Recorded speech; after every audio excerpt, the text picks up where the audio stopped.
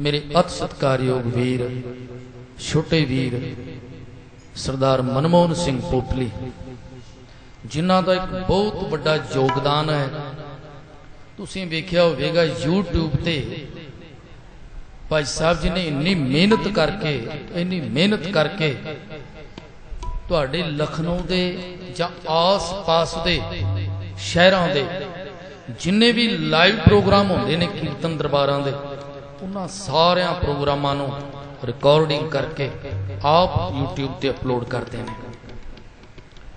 ये उन्हां दी अणथक सेवा है और इस सेवा दे विच उन्हां दा अपना कोई लालच नहीं, कोई स्वार्थ नहीं।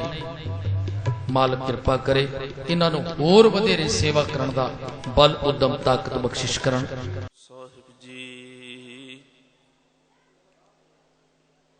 एक ओंकार सतनाम करता पुरख निरभउ निर्वैर काल मूरत अजूनी सैभं गुर प्रसाद। तेरे कवन कवन गुण कह के गावा तू साहिब गुणी निधाना। तुमरी महिमा बरन ना साको तू ठाकुर ऊच भगवाना।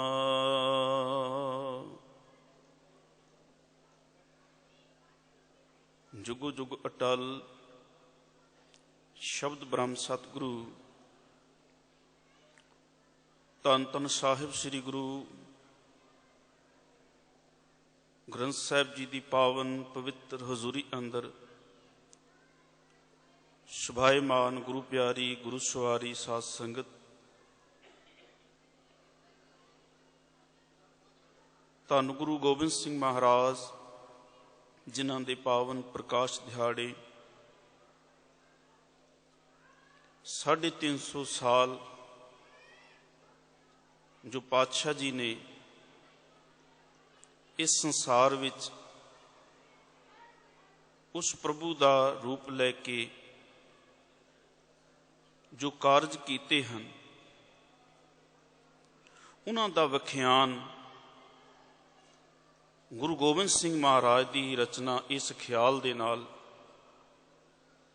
भाई साहब गायन कर रहे सन।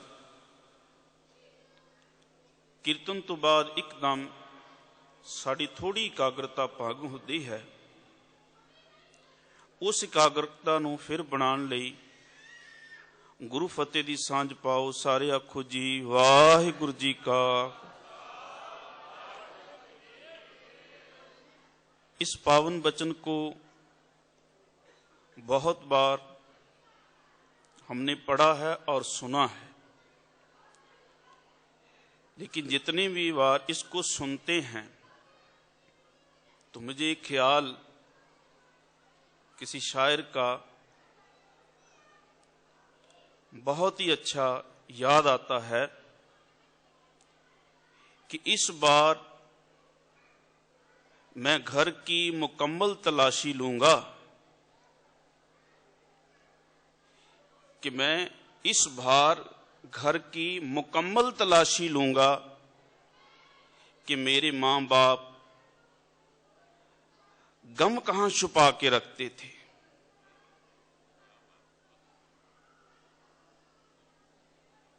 सच्चे पातशाह गुरु गोबिंद सिंह महाराज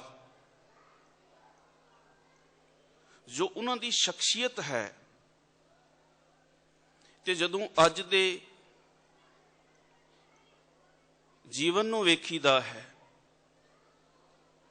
गुरु गोबिंद सिंह महाराज तो ये कहते हैं कि मित्र प्यारे नूं हाल मुरीदां दा कहना। उस मित्र अकाल पुरख वाहिगुरु को मेरा हाल।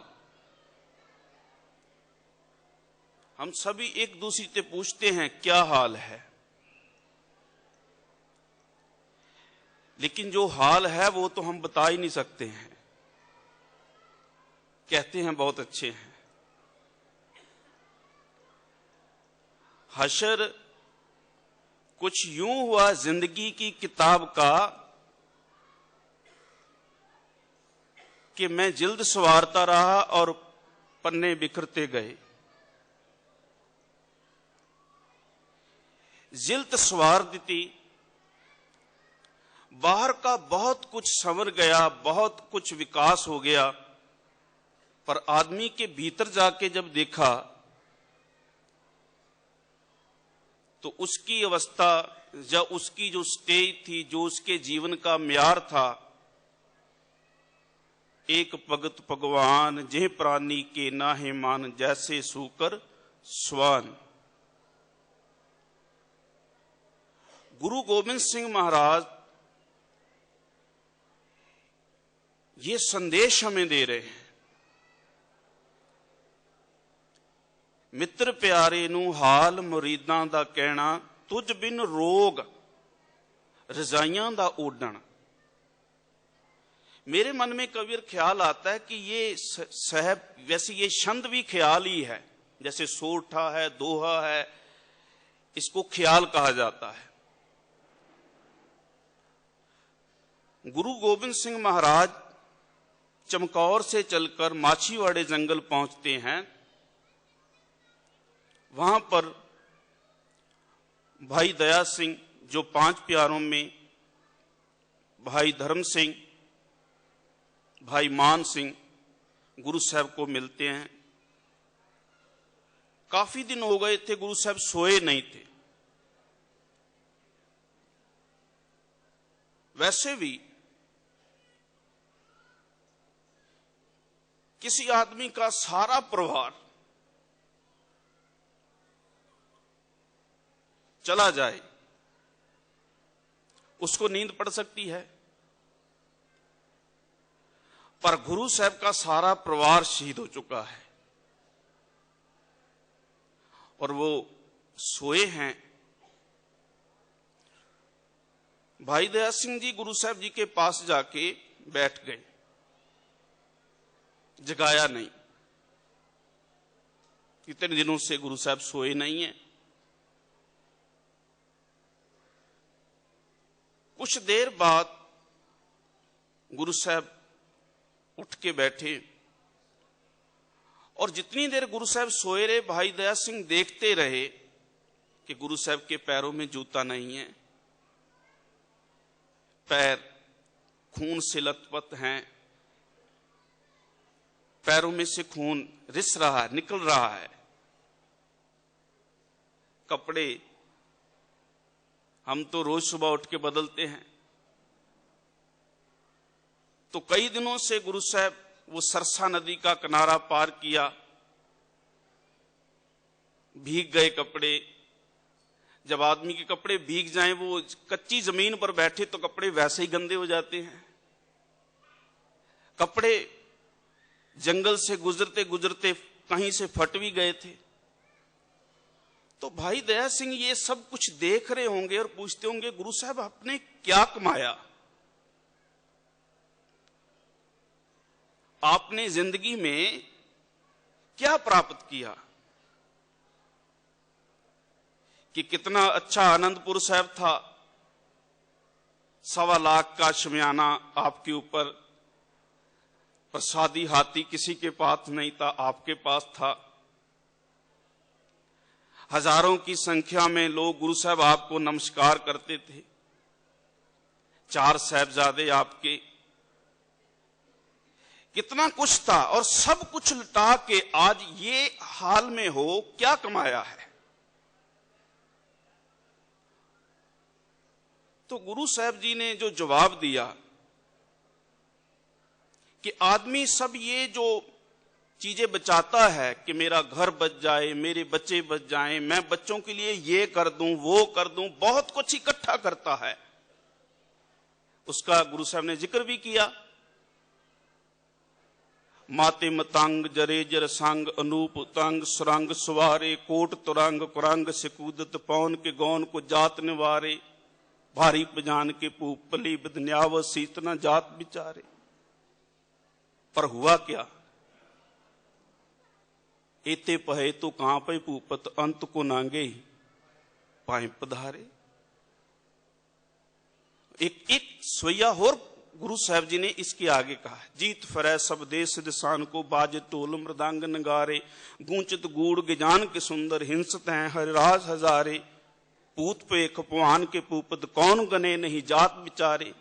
पर फिर कहा, श्रीपत श्री भगवान पजे बिन, अंत को अंत के, जहां आदमी का अंत हो जाता है, अंत के मौत के घर में चले गए। अभी मैं फिल्म देख रहा था जब चार साहबजादों की, तो जब तीसरे दिन उन्होंने कहा कि आपको नीहों में दीवार में चिन्ह कर कल खत्म कर दिया जाएगा, तो माता गुजरी जी पूछते हैं आज क्या हुआ? तो बच्चे जवाब देते हैं कि उन्होंने कहा है कि कल हम दीवार में चिन्हकर आपको शहीद कर देंगे, आपको दीवार में चिन्ह दोगे। तो गुरु माता गुजरी जी दोनों बच्चों को गोद में लेकर ऐसे कौलिया भर के ये कहती है, दीवार में ही चिनेंगे, मारेंगे तो नहीं। मैं सोच रहा था इस बात में कितना रहस्य है, दीवार में ही चिन देंगे, मारेंगे तो नहीं। ये शरीर तो खत्म हो सकता है, लेकिन बच्चे कभी मरेंगे नहीं। और मैं ये सोच रहा था बैठा ही, कितने लोगों ने केसरी रंग की दस्तार सजा दी है, तो माता गुजरी ने सही कहा, दीवार में ही चिनेंगे ना, मरे तो नहीं।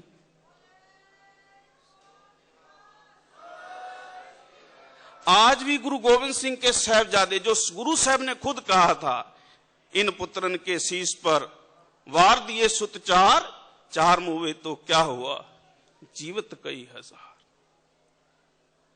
वह प्रगट्यो पुरख भगवंत रूप, गुरु गोविंद सूरा। सूर में तो बड़े बड़े चले गए, माते मतंग जरे जर संग सब चले गए, जीत फरै सब देश दिसान को सभी चले गए। पर गुरु साहब ने कहा, जिन प्रेम कियो तिन ही प्रभ पायो। जिसने मानवता से प्रेम किया और इतना प्रेम किया कि ये भी तो सारे मेरे बच्चे ही हैं, जब तक ये जिंदा हैं, गुरु गोविंद सिंह तब तक जिंदा है। अगर गुरु साहब जब ये जुल्म हो रहा था, तो उस समय इस बात से आदमी सोचता है। मुनव्वर राणा जी का एक बड़ा अच्छा ख्याल है कि जरूरत मुझे समझौते पे आमादा तो करती है, मगर हाथों को फैलाते हुए मुझे अच्छा नहीं लगता। जरूरतां कहंदियां ने कि मां को बचा लो, बेटों को बचा लो, घर बचा लो, पैसे बचा लो, सब कुछ बचा लो। पर गुरु गोविंद सिंह जी कहते हैं, जुल्म के आगे हाथ जोड़ना मुझे अच्छा नहीं लगता है। तुझ बिन रोग रजाइयां दा ओढ़न, हे परमात्मा, मैं आपको भूल जाऊं, आपके मिशन को भूल जाऊं। आपने मिशन दिया था कि जो मानवता में, गुरु साहब ने खुद ये बात अपनी वाणी में, हमने कई बार इसका स्मरण पढ़ के सुन के किया है कि धर्म उबारन, मैं धर्म को उभारने आया हूं, संत उबारन, मैं संतों को उभारने आया हूं, दुष्ट सबन को मूल उपारन, मैं दुष्टों को नाश करने आया हूं। अगर ये मिशन भूल जाऊं, तुझ बिन रोग रजाइयां दा ओढ़न, नाग निवासां दे रहना। मैं अगर घर में अच्छी रजाई में, मखमल की रजाई में बैठा हूं और आपका मिशन भूल गया हूं, तो समझो मैं सांपों के साथ बैठा हूं, जो मुझे एक एक घड़ी में डस रहे हैं और मुझे वो चोट कर रहे हैं। आदमी की जिंदगी ऐसी ही है, रात भर नींद नहीं आती है। आदमी कभी इधर को करवट लेता है, कभी इधर को। क्यों? वो अपनी जिंदगी से सेटिस्फाई नहीं है। मन की मन ही माहे रही, ना हर बजो ना गुरजन सेवियो, चोटी का मौत आ जाती और आदमी अपना मिशन भूल जाता है। पर गुरु साहब ने कहा नहीं दया सिंह, हम अपने मिशन में कामयाब हैं। मिशन में कामयाब। सुबह जहां बात छोड़ी थी मैंने भी और भाई विजेंद्र पाल सिंह जी उन्होंने भी, कि गुरु साहब जी ने मानवता को कैसे प्रेम किया, दो कुजियों पर हाथ रखा। और गुरु नानक साहब का फरमान था, नीचा अंदर नीच जात, नीची हूं अत नीच, नानक तिनके संग साथ वड्डियां सो क्या रीस। इस देश की सबसे बड़ी कमी रही है, अफसोस है कि जिन लोगों ने देश की तामीर की हो उन लोगों को हमने नीची जात में रखा। जिसने कपड़ा बना के दिया उसको हमने जुलाहा बना दिया, जिसने सिल के दिया का ये दर्जी है, ये इससे भी नीची है, जिसने हमारे मकान बना दिए ये मिस्त्री है, जिसने हमारे पैर में जूता डाल दिया बना के चमड़े को, उसको हमने ये चमार है।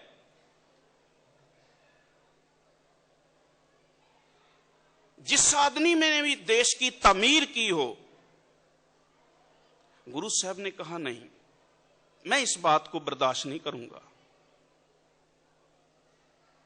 मुझे तो वो आदमी अच्छा लगता है जो देश के विकास में काम कर रहा है, जो हमें कपड़ा सिल के दे रहा है, कपड़ा बना के दे रहा है, जो हमें जूता इतना अच्छा बना के दे रहा है, जो हमारे घर में कपड़े धो रहा, हम धोबी कह रहे हैं, हम उसको नीची जात का कह रहे हैं। तो गुरु साहब ने इस बात को बर्दाश्त नहीं किया। और प्रेम करने का ढंग गुरु साहब का यह था, अपने हाथ में से कंगन उतारे सोने के और फेंक दिए। क्यों? मैं उस दिन मूवी देख रहा था नूरे गोबिंद, कि गुरु साहब के साथ एक मित्र है जिसने टोपी पहन रखी, मुसलमान है, हरे रंग का कपड़ा है, एक उसके साथ हिंदू है। उसके मित्रों, जब वो गुरु साहब जी खेलते होंगे तो उनके हाथों में सोने के, क्योंकि गुरु साहब को भेंट होता था सब कुछ, तो कई बार ख्याल आता होगा कि मैं अमीर हूं और ये गरीब हैं, इनसे ऐसे मित्रता नहीं होगी, तो उतार के फेंक दिए। एक उदाहरण देके मैं समाप्ति करूंगा। गुरु गोबिंद सिंह जी का कवि दरबार हो रहा है, उसमें एक कवि आया जिसका नाम है हंसराज। तो गुरु साहब ने कहा, हंसराज जी एक कविता सुनाइए। गुरु गोबिंद सिंह महाराज ने कहा, भैया एक कविता सुनाओ। तो कहने लगा, गुरु साहब आपके सामने मैं कविता सुनाऊं, ये कैसे हो सकता है, आप इतने बड़े महान शख्सियत। तो फिर गुरु साहब ने कहा कि नहीं भाई हंस जी, आप कविता सुनाइए। उसने कविता कहा, गुरु जी आपका हुक्म है। तो कहने लगा, चादर मैली ते साबुन थोड़ा, जद देखा तद रोवां। गुरु साहब मेरे जीवन की चादर इतनी मैली है, मैं जब देखता हूं तो रोता हूं। चादर मैली ते साबण थोड़ा, जद देखा तद रोवा, इन्ने दाग लगे तन मेरे, केड़ा केड़ा धोवां। गुरु पातशाह इतने दाग हैं हमारे जीवन में, मैं कौन कौन सा धो सकता हूं। श्री साहिब जे मिल जाओ मैनू, इत साबण हच्छी होवां। अगर आपकी कृपा हो जाए तो इस कृपा की साबुन से तो मैं धुल सकता हूं, वरना मेरे गुनाह माफ नहीं हो सकते हैं। गुरु साहब खड़े हुए, गले से लगाया, उसको इनाम दिया। शाम हो गई थी, अब उसने घर जाना था। तो गुरु साहब ने सिखों को कहा कि हाथी लेके आओ। उसको हाथी पे बिठाया सुबह ये बात चली थी कि कोई आदमी घोड़े पर नहीं बैठ सकता है, हाथी पर नहीं बैठ सकता है, दस्तार नहीं बांध सकता है। उस कवि को गुरु साहब ने हाथी पे बिठाया और कहा इसे घर छोड़ के आओ। जब वो जा रहा था तो पहाड़ी राजों ने उसके ऊपर हमला कर दिया कि गुरु गोविंद सिंह आ रहा है, क्योंकि और तो कोई हाथी पे बैठ ही नहीं सकता है। तो जब वो पास में आए तो उन्होंने देखा ये तो कवि हंसराज है। तो उसने कहा कि जब तुम जा रहे थे तुम्हारे पैरों में जूती नहीं थी, अब तुम हाथी पर आ रहे हो, ये कैसे? तो कवि हंसराज जी कहते हैं मेरे हाथी को मत देखो, ना मेरी तरफ देखो, ना हाथी को देखो, ना मेरी तरफ, ना मेरी हालत को देखो। अगर देखना है तो वो आनंदपुर साहब में गुरु गोविंद सिंह को देखो। वो गुरु गोविंद सिंह ऐसे हैं, मेरे जैसे फकीरों को हाथी पे भी बिठा सकते हैं, और जिस दिन वो अपने दम पे आ जाएं तो तुम्हारे जैसे राजों को मिट्टी में भी मिला सकते हैं।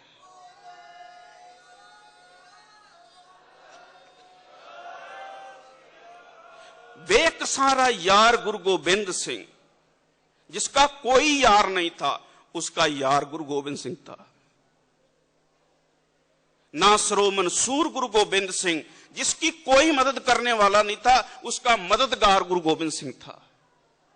यह मिशन था गुरु गोविंद सिंह जी का। अगर ये मिशन भूल जाते, सूल सुराही खंजर प्याला, सूली के ऊपर किसी को जब सजा देती टांग, आदमी जब घर में बैठ के शराब पीता है, 10,000 की 20,000 की बोतल, तो वो किसी को तो सूली पे चढ़ाता ही है, तभी पीता है। खंजर प्याला, हे भगवान, हे परमात्मा, हे मेरे मित्र वाहिगुरु जी, अगर मैं घर में बैठ के इस ऐशो आराम में रहता तो समझो मैं सूली पर था। सूल सुराही खंजर प्याला, विंग कसाइयां दा सैना। जैसे कसाई किसी जानवर को काटता है तो मेरा अंदर का कसाई मुझे काटता कि गोविंद सिंह क्या कर रहे हो, यारड़े दा सानू सत्थर चंगा। आज मैं जिस शैया पर हूं, चाहे वो कांटे ही हैं नीचे, पर ये मेरे लिए अच्छी शैया है। उस समय कांटों पर थे, पर आज इस तख्त पर विराजमान है। जीवन ऐसा हो, वक्त बदलता है। कई बार वक्त ऐसे हालातों से आदमी गुजरता है, पर वक्त गुजर जाता है। पर आदमी की शख्सियत तब पता चलती जब वक्त गुजरने के बाद लोग कहते हैं ऐसा गुर वडभागी पाया, पूले मार्ग जिन्हें बताया, ऐसा गुर वडभागी पाया। गुरु साहब जी ने हमें इसमें मिशन बताया है कि हम सब अपने ऐशो आराम, अपनी ये पदार्थों की ऐसी जिंदगी ते थोड़ा बाहर निकल के मानवता के भले के लिए सोचें। ये गुरु गोविंद सिंह महाराज का एक मैसेज था, और उस मैसेज को लेने लिए हम आज यहाँ पहुंचे हैं। गुरु महाराज कृपा करे, मेरी भूल मेरी है और जो अच्छी बात है वो मेरे गुरु की है। वाहिगुरु जी का खालसा, वाहिगुरु जी